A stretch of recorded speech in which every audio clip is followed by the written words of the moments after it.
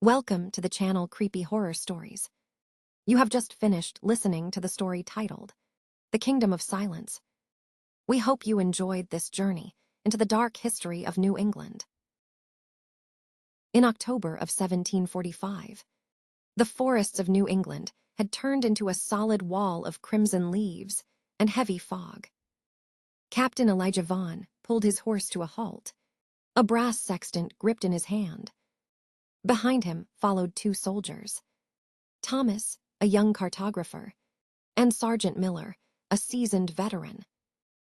They were pushing deep into territories marked on their maps as nothing more than blank white spaces. Elijah felt the bite of the cold air in his lungs, but it was something else that made him tense up. Sergeant, hold the men. Do you hear that?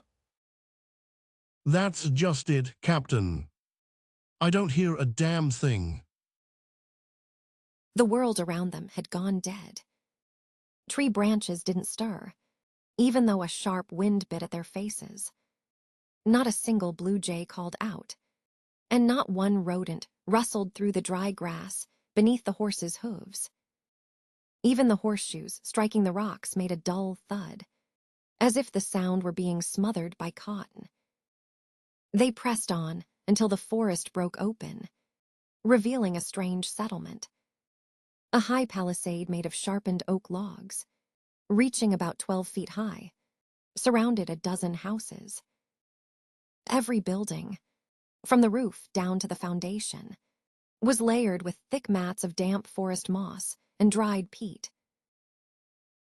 When the heavy gate swung open, the inhabitants stepped out to meet them.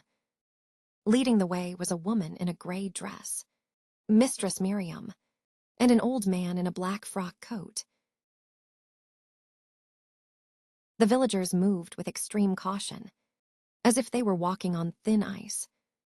Their eyes constantly darted from the guests' faces to the ground beneath their feet. Elijah and his men felt like clumsy giants in this kingdom of silence. At the table sat a young girl, her eyes fixed on the gold buttons of the captain's uniform. Elijah raised a piece of bread to his mouth, but suddenly froze. The girl opened her mouth, attempting a silent smile at the captain. Good God. Thomas, look at the child. The captain set his food down, his hands trembling ever so slightly. In the dim light of the tallow candles, he saw what the shadows of the street had hidden. Inside the girl's mouth, where a tongue should have been, was nothing but a jagged, scarred stump. He saw the same thing in the old man's mouth as he swallowed a gulp of water. In this settlement, there wasn't a single soul who could utter a word. Mistress Miriam, who did this to you? Who took your voices? The woman simply pressed a finger to her lips, staring in pure terror at Sergeant Miller's heavy boot, as it accidentally brushed against the table leg.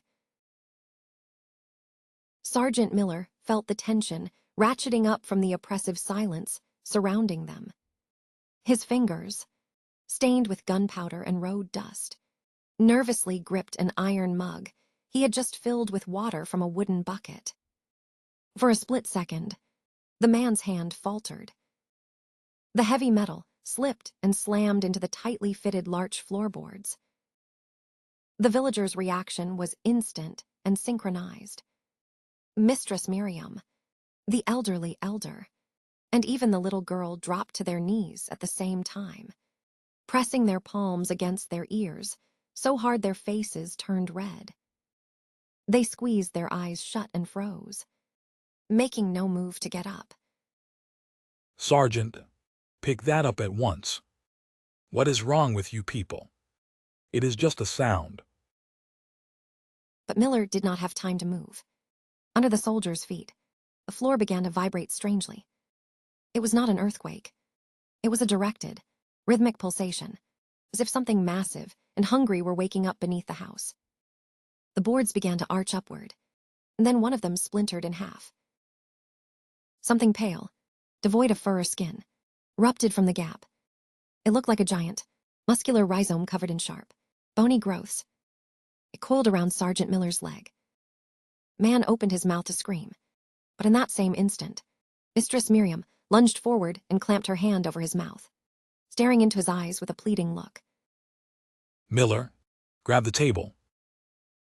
Holmes rushed to help, but it was too late. Unknown force pulled the sergeant down with incredible speed. The wood exploded in tinder. Miller vanished into the black void beneath the floor in less than a second. Only his hat remained on the surface. The ground's pulsation stopped instantly. And an absolute, its silence reclaimed the room. The elder rose slowly, breathing heavily. His face was white as chalk.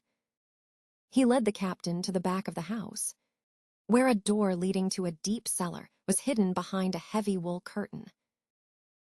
They descended stairs, carved directly into the bedrock. The air here was damp and smelled of old sulfur. When they reached the bottom, the elder held an oil lamp up to the wall. Crude but detailed drawings were etched into the stone slabs. On the first slab, people were screaming, while long claws reached for them from beneath the earth. The second depicted a person with a knife in hand, leaning over a child, with a massive ear drawn, hovering over the entire world. The elder pointed to the image of the underground creatures, and then pressed his hand to the dirt, signaling they were everywhere. He traced a few words into the layer of dust on one of the slabs. The listeners. Every word is a step toward the grave. You torture your own children, so these things will not find them. That is your price for living in these woods. The elder nodded, and in his eyes, Elijah saw not madness, but a boundless, weary resignation. The elder slowly traced his fingers along the deep grooves in the stone, outlining the silhouettes of the creatures. In the drawings, they had no eyes, only massive, skin-folded openings where ears should have been, and long, needle-like fingers capable of sensing the slightest tremor in the air. These beings did not just live underground.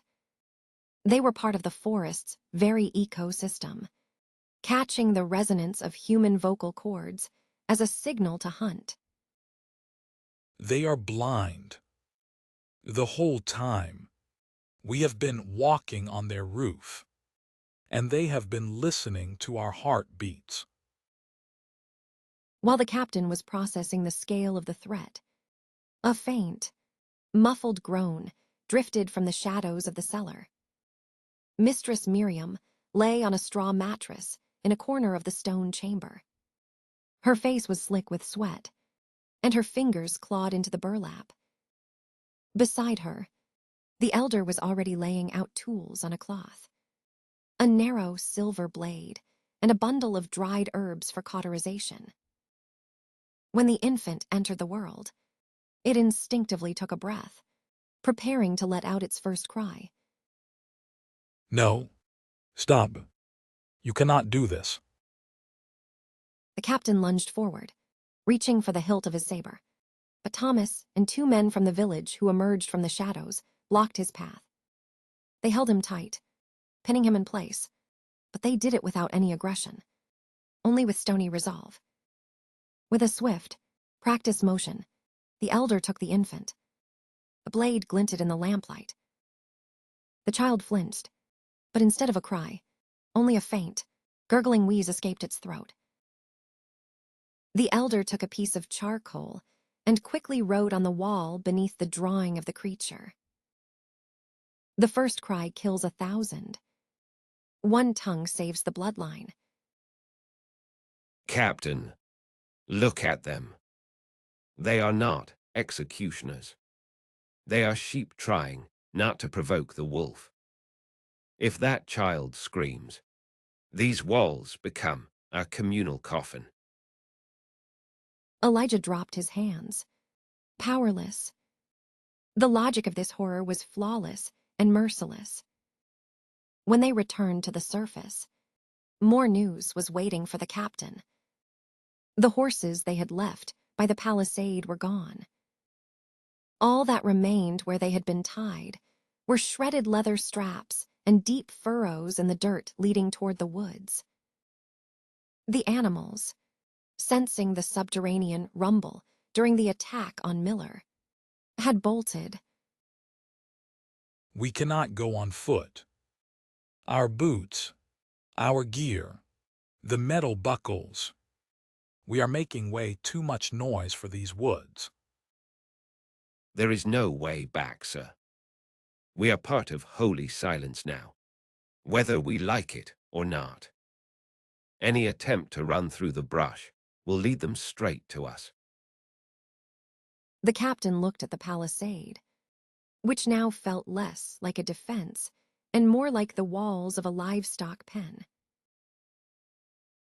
The atmosphere inside the moss-covered house reached a breaking point. The squad, now consisting only of the captain, Thomas, and 2 privates, Smith and Gibbs, had split. Gibbs, white-knuckling the stock of his musket, did not take his stunned eyes off Mistress Miriam as she cradled the blood-stained infant. These are not people. Captain, it is a cult. They are sacrificing children to their pagan gods in the dirt. We ought to burn this place to the ground and hack our way back to civilization. Gibbs, settle down. You saw what happened to Miller. Any aggression here is suicide. They do not worship these things. They are just trying not to become their next meal. Smith backed Gibbs, retreating toward the exit. His eyes mirrored a mix of religious fanaticism and animal terror. For soldiers raised on strict Puritan traditions, silence was not a shield. It was a sign of the devil's presence. I am not going to rot in this silent pit. If these bastards are afraid of noise, I will give them something to make their heads burst. Gibbs spun around and bolted into the yard. Elijah lunged for him, but was too slow. The soldier was already cocking his rifle, aiming straight at the soft, vibrating soil in the center of the square. Mistress Miriam ran onto the porch, her eyes wide with horror, waving her arms frantically for silence. But Gibbs only bared his teeth. A gunshot tore through the air. Instead of the expected panic among the enemy, ground beneath their feet answered with an instantaneous, cataclysmic roar. It was not an echo. It was the collective rage of 1,000 creatures surging toward the source of the sound at once. The earth beneath the settlement buckled, turning the palisade into toothpicks. Floors inside the houses began to explode from below. Massive, pale limbs, looking like jointed logs, punched through walls and furniture. Elijah watched as the elder was tossed into the air when a massive bony growth erupted from beneath him. Man died in silence. Even in his final moment, his face kept that seal of forced muteness. The village turned into a slaughterhouse in absolute silence. The inhabitants perished under the wreckage of their own homes, never once trying to cry for help, faithful to their law until their last breath. The captain grabbed Thomas by the collar and hauled him toward the tree line. Mistress Miriam, clutching the baby to her chest, ran beside them, her eyes glassy with shock. They ran through the thicket, not caring where they went. Every step, every snap of a dry branch under a heavy boot felt like a hammer strike on an anvil. Elijah looked back and saw the grass behind them waving, as if a massive shark were swimming beneath it. The creatures had not stayed at the settlement. They felt the rhythm of the run, the vibration of racing hearts, and the heavy breathing of the fugitives. Head for the rocks. The ground is harder there. But even on the solid stone, they could feel the subterranean hunters following them, tuning into the frequency of their fear. Captain Elijah, Thomas, and Mistress Miriam with the child reached the base of the granite cliffs, where the fog thickened into a sticky veil. They found a narrow crevice leading deep into the mountain. The air inside was still and heavy, with the stench of old lime. When Thomas carefully lit the last torch, the light caught the cave walls from the darkness. My God, look at this. The cavern was not a chaotic dump. Thousands of human skeletons had been sorted with mathematical precision.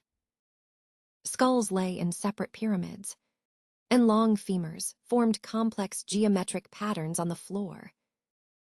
Everything was laid out so that each element had its own resonant frequency. The captain ran his hand along the wall and understood the horrific truth. They are not just eating us, Thomas. They are farming us. The village is a garden. As long as people stay quiet and reproduce, the listeners have a steady food source.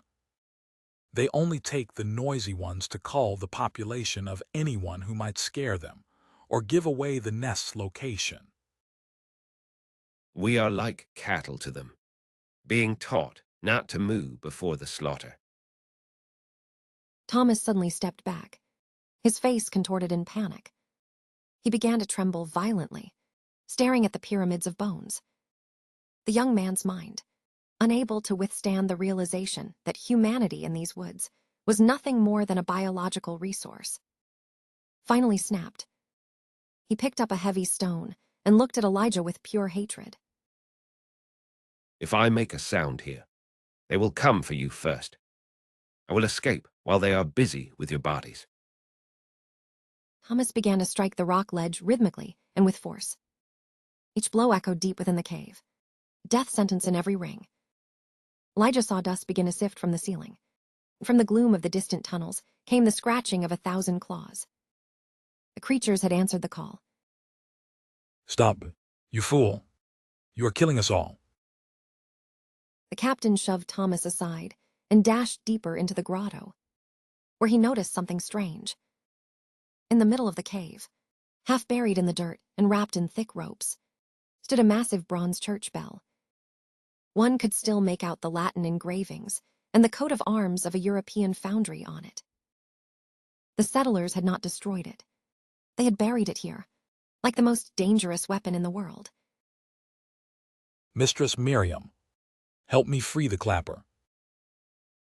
The woman understood the plan without a word, while Thomas continued his mad pounding, drawing the attention of the first creatures already appearing on the walls. Elijah and Miriam began clearing the earth from beneath the heavy metal dome. The bronze was cold and dead, but the captain knew, if these creatures lived by sound, then this noise would be like white-hot iron, searing them from the inside out. They are already here. They are already. Thomas went silent as a pale limb coiled around his neck. Elijah had already gripped the heavy iron clapper of the bell. Elijah tightly gripped the coarse rope tied to the heavy iron clapper. He glanced at Mistress Miriam, who was clutching the infant to her chest, and pointed toward a narrow side crevice that led upward to the surface. Run. Once this starts, you will have a few minutes while they are disoriented. Do not look back. Mistress Miriam hesitated for only a second, touching the captain's shoulder in farewell before vanishing into the darkness of the passage. Elijah was left alone in the center of the bone hall. The first creatures had already crawled into the torchlight, pale, multi-jointed entities with pulsating orifices on their heads. They moved in hitches, freezing with every breath the captain took. Elijah braced his muscles and swung the bell's clapper with all his might. Heavy bronze shuddered. Moment metal struck metal. The cave's interior ceased to belong to humanity. It was not just a sound. It was a physical wave that swept the dust off the skeletons and made stone chips leap into the air. The ground beneath his feet literally came to boil. Thousands of creatures hiding in the walls and floor began to erupt outward in frantic agony. Their hypersensitive hearing, adapted to catch a whisper, is now being shredded by the massive bronze vibrations. They could not escape. The sound bounced off the vault ceiling, creating a lethal trap.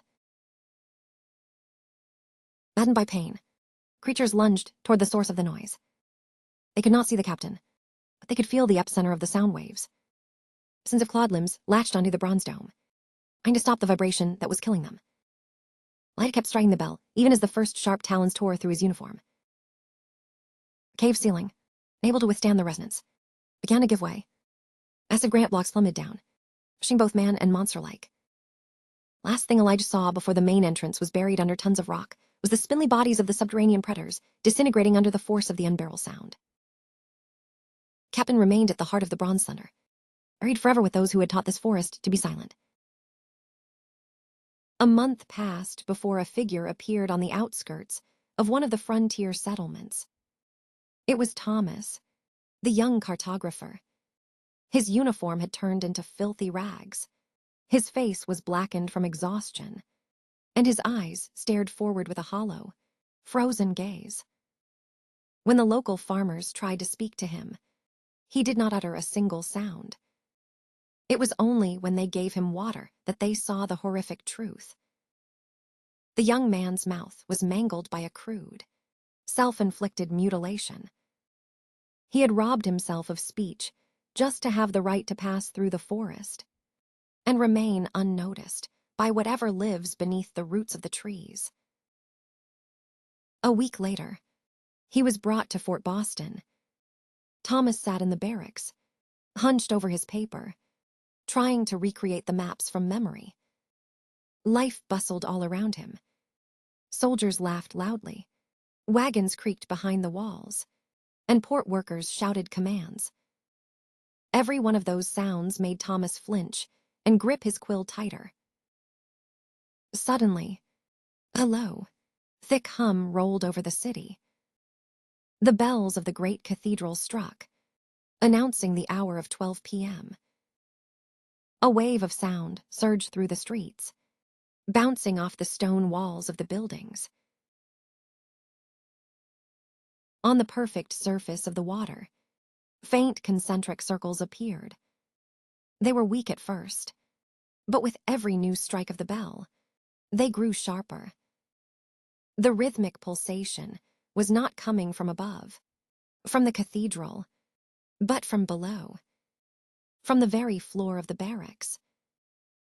The ground beneath Boston began to respond, subtly but surely, to the call of the bronze. Thomas slowly dropped to his knees and pressed his ear to the cold floorboards. He did not hear footsteps or shouts. He heard a familiar, deep resonance rising from the darkest depths beneath the city. The listeners had not stayed in the forest. They had followed the sound of the bell Elijah had used as a weapon. And now, beneath the cobblestones of Boston, thousands of blind creatures waited for just one thing. When someone in this crowded city, to speak a little too loudly. Thank you for listening until the end. Now, we have a question for you. If you were in Thomas's position, could you make the same sacrifice to stay silent forever? Or would the noise of the world eventually break you? Please share your theories about what happens to Boston next in the comments below. If you enjoyed this story, please hit the like button, subscribe to our channel, and turn on notifications so you never miss our next descent into horror. Stay safe, keep quiet, and until next time. This is an original piece of work, written specifically for this channel.